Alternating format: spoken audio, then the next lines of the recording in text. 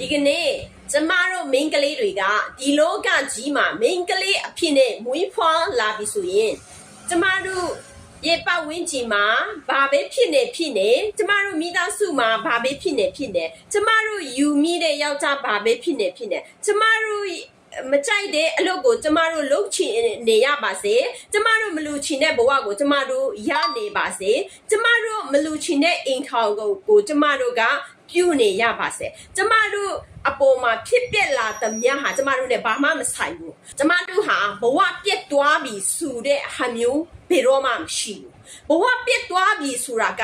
ဒီလူရဲ့အမြင်မှာပဲလူရဲ့အတွေးအခေါ်လူရဲ့အမြင်မှာပဲရှိတယ်ဘဝပြတ်သွားတာဘယ်တော့မှမရှိဘူးကျမတို့တကယ်ဘဝပြတ်တဲ့အခြေအနေဆိုတာကကျမတို့ဘာမှ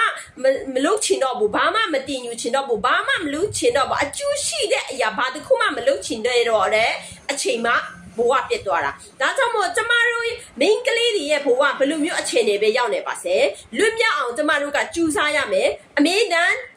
မတတ်တဲ့အရာတွေကိုတင်ယူလေ့လာပြီးကျမတို့ရဲ့ဘဝကိုအောင်မြင်အောင်ကျမတို့ကြိုးစားနိုင်ရမယ်ကျမတို့ရဲ့ပျော်ရွှင်မှုအောင်မြင်မှု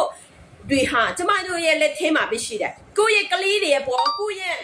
ယောက်ျားအပေါ်ကိုယ့်ရဲ့မိသားစုအပေါ်ကိုယ့်ရဲ့ပတ်ဝန်းကျင်အပေါ်ကိုယ့်ရဲ့နိုင်ငံအပေါ်မမူတည်ဘူးဒါကြောင့်မို့ကျမတို့အမေတန်း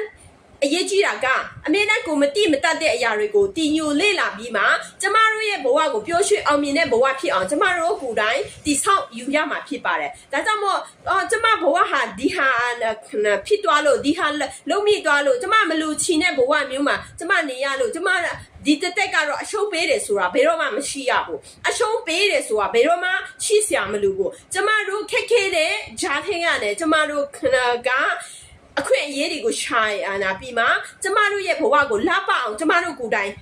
လုပ်နိုင်တယ်ကျမတို့လက်ထဲမှာပဲရှိတယ်ဘယ်သူလက်ထဲမှာမှမရှိဘူးအရေးကြီးတာကကျမတို့ကိုချစ်တတ်ရမယ်ကိုအချိန်ပေးတတ်ရမယ်ကိုထက်သူများကိုမချစ်ရဘူးကိုထက်ကိုကလေးကိုမချစ်ရဘူးကိုထက်ကိုယောက်ျားကိုမချစ်ရဘူးကိုထက်ကိုမိသားစုကိုမချစ်ရဘူးကိုကမတတ်တဲ့ဟာအမေတန်းတင်ယူလေ့လာနေမယ်ဆိုရင်ကျမတို့ရဲ့အောင်မြင်မှုကျမတို့ရဲ့ပျော်ရွှင်မှုဟာကျမတို့ရဲ့လက်ထဲမှာပဲရှိတယ်ဒါကြောင့်မို့ကျမတို့မိန်းကလေးတွေဟာကျမတို့ဘယ်လိုမျိုးနေရာမှာပဲမွေးလာပါစေဘယ်လိုမျိုးအဆိုးရွားတဲ့အခြေအနေများပဲလုံနေပါစေဘယ်လိုမျိုးဆိုးရွားတဲ့အခြေအနေမှာပဲကြီးပြင်းလာပါစေကျမတို့ရဲ့အောင်မြင်မှုဟာကျမတို့ရဲ့လက်ထဲမှာပဲရှိတယ်ဒါကြောင့်မို့ကျမတို့ဟာအမြဲတမ်းကိုချစ်တတ်ရမယ်ကိုလေးစားရမယ်ကို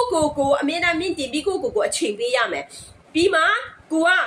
မတတ်တဲ့အရာတွေကိုတင်ယူလေ့လာပြီးမှကျမတို့ရဲ့ဘဝ